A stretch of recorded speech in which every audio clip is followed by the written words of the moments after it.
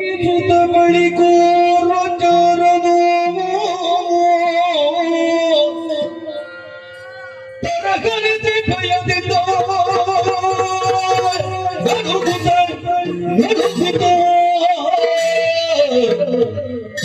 ಬರದೆ ನಡೆದಂತಾಗ ಮಾದಿನಿ ಕೆರಗೆ ಬೀಳ್ದನೋ ಅಮ್ಮ ಅಮ್ಮ ಅಮ್ಮ ಅಮ್ಮ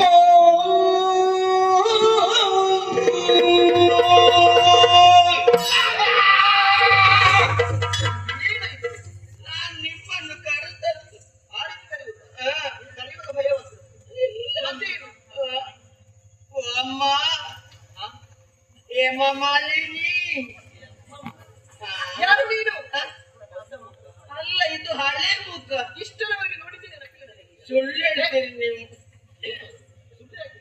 ಎಷ್ಟು ಸಮಯದಿಂದ ಇಲ್ಲಿದ್ದೇನೆ ನಾನು ಈ ಅರಮನೆಯಲ್ಲಿ ಆಚೆ ಈಚೆ ಎಲ್ಲ ಓಡಾಡಿಕೊಂಡಿದ್ದೆ ನಿಮ್ಮ ಗಂಡ ಅರಮನೆಯಿಂದ ಹೊರಗೆ ಒಳಗೆ ಎಲ್ಲ ಹೋಗಿ ಬರುವಾಗ ಅವರ ಹಿಂಬದಿಯಿಂದ ಹೀಗೆ ನೀನು ಗಂಡವರ ದೂತ ನೀನು ಹೋಗಂತ ವಿಚಾರ ಏನಾಯ್ತು ಸಾಧಿಸಬೇಕು ತಾಯೇ ನಿನ್ನಗ ಕಡ ಮಾದರ ಗುಣಮಣಿಯೇ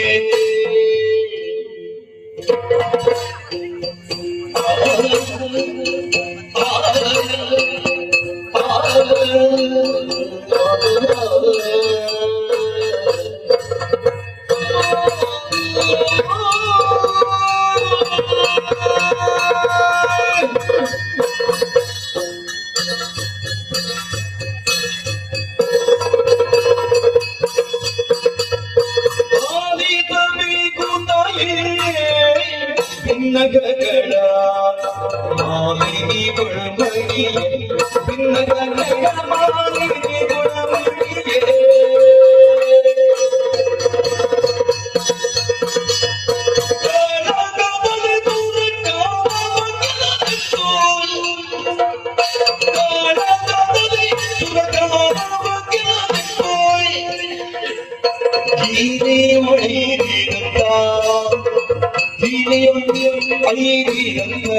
ನಿಮ್ಮಯ ಮಾಲಿನಿ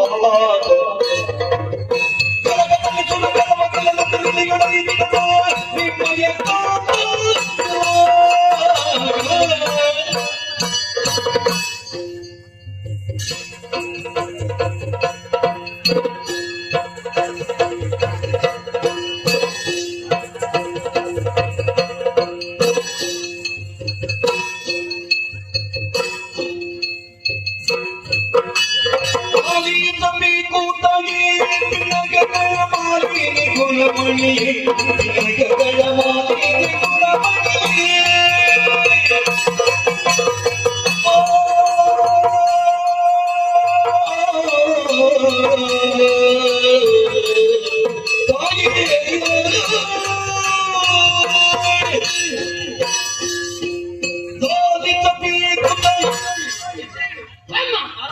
ನಾವೆಲ್ಲ ನಿಮ್ಮ ಗಂಡನ ಜೊತೆ ಗುಡ್ಪುರಕ್ಕೆ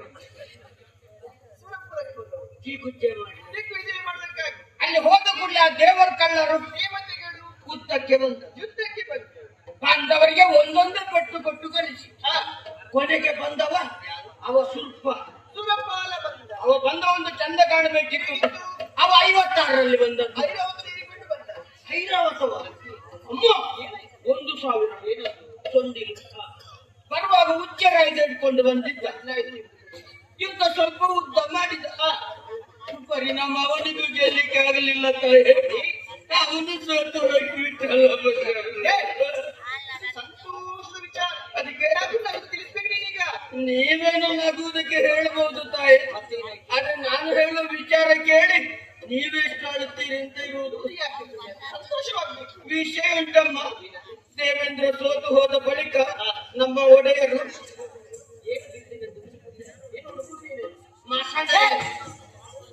ಸಿಂಹಾಸನ ಅದು ಕಂಡದ್ದಾಗ ನಮ್ಮ ಒಡೆಯರು ಸಿಂಹಸ್ಥರಾದರು ಆವಾಗ ನೋಡ್ಬೇಕಿತ್ತು ನಾನಾ ರೀತಿಯ ಸಾಂಕ್ರಾಮಿಕ ಕಾರ್ಯ ಸಾಂಸ್ಕೃತಿಕ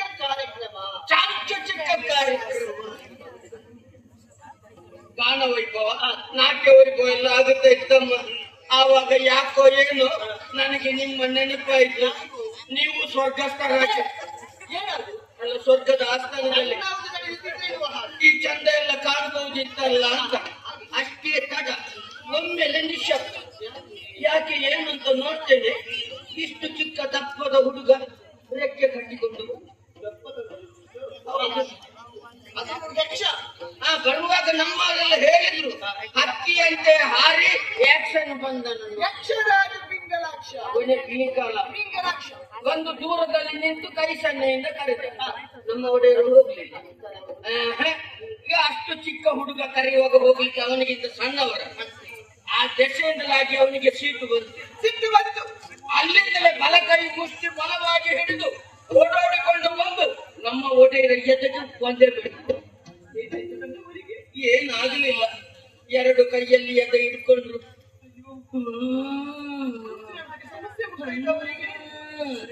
ಎದುಸಿರು ಬಿಡ್ತಾ ಇದ್ರು.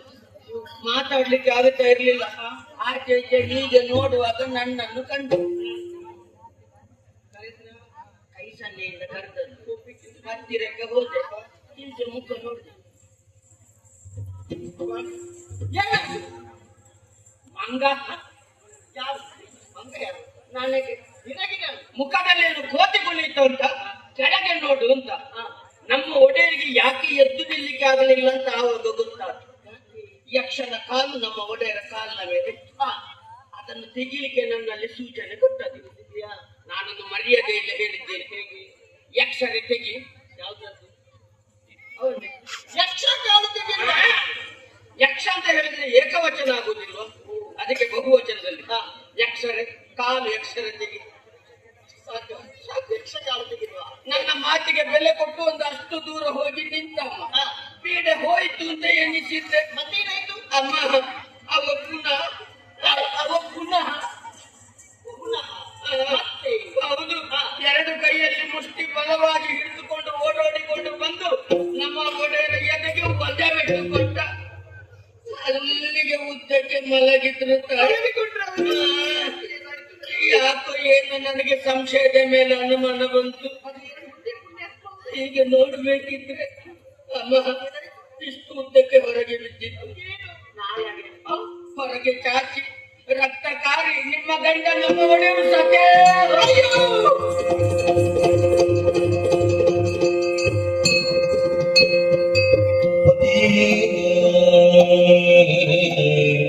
ಮಡಿದೆಯಲ್ಲ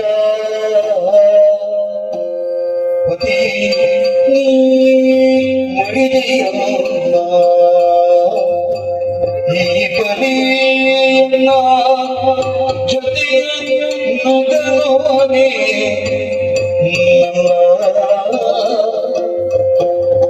ಹಿಡಿಯುಳು ನಿನ್ನ ಮಗನೇ ವ್ಯಾಪ್ತಿಯ ಯಾರೊಡನೆ ಉಸುರನೇ ನೀ ಮಡಿದೆಯಲ್ಲ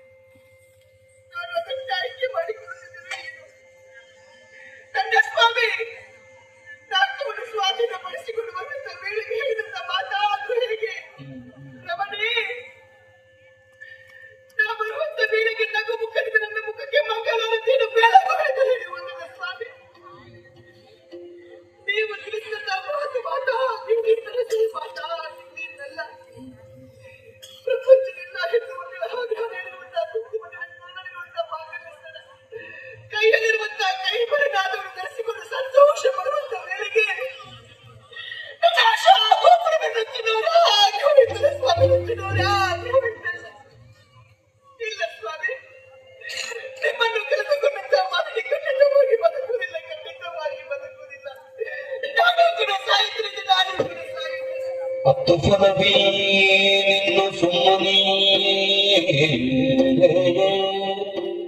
ಹತ್ತು ಫಲವೇ ನಿನ್ನು ಸುಮ್ಮನೆ ಸತ್ತವರ ಜೀವಿತರೇ ಸಮರ್ಥನಾಗಿಗ ತರಳ ಮಹಿಷಾಸುರಗಿ ಹದನಗಳ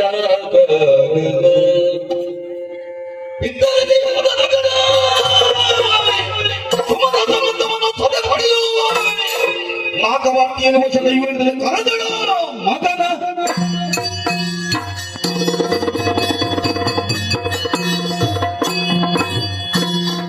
ಇಲ್ಲ ಸ್ವಾಮಿ, ನಿಮ್ಮನ್ನು ಕಳೆದುಕೊಂಡಂತ ಮಗನಿಗೆ ಖಂಡಿತವಾಗಿ ಬದುಕುವುದಿಲ್ಲ, ಖಂಡಿತವಾಗಿ ಬದುಕುವುದಿಲ್ಲ.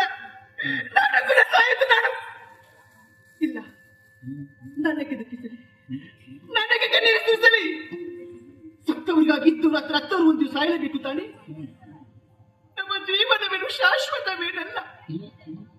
ನೀರ ಮೇಲಿನ ಗುಳ್ಳೆಯಿದ್ದರೆ ಯಾವಾಗ ಹೊಡೆದು ಹೋಗುತ್ತದೆ ಎಂಬುದನ್ನು ಹೇಳುವುದಕ್ಕಾಗುವುದಿಲ್ಲ. ಹಾಗಾದ್ರೆ ನನಗೆ ಈ ರೀತಿಯಾದ ಕಾರಣ ಯಾರು? ಯಾರು ಯಾರು ಯಾರು ಯಾರು? ಎಲ್ಲ ದೇವತೆಗಳು ನನ್ನ ಕಣ್ಣಲ್ಲಿ ಕಣ್ಣೀರು ಬರುವ ಹಾಗೆ ಮಾಡಿದ ನಿಮ್ಮ ಕಣ್ಣಲ್ಲಿ ಕಾಬರ್ಸಿ ಇದ್ದಲ್ಲಿ ಜೊತೆ ಜೊತೆಯಾದಂತಹ ಮಾಲಿನ್ಯನೆಲ್ಲ. ಹಾಗಾದ್ರೆ ನನ್ನ ಕಷ್ಟವನ್ನು ಹೇಳಿಕೊಳ್ಳೋದಕ್ಕೆ ಯಾರಿದ್ದಾರೆ? ಎದ್ದಾರೆ. ನನ್ನ ಮಗನಿದ್ದಾನೆ ಮಹೇಶ. ಸಕಲ ವಿಚಾರ ಗತಿಯನ್ನು ಕಾಣಿಸ್ತೇನಂತೆ. ನನ್ನ ಮಗನ ಕರೀತೇನಂತೆ, ನನ್ನ ಕರುಣ ಕುಡಿಯನ್ನು ಕರೀತೇನಂತೆ. ಮಗನೇ ಮಹೇಶ, ಮಗನೇ ಮಹೇಶ, ಮಗನೇ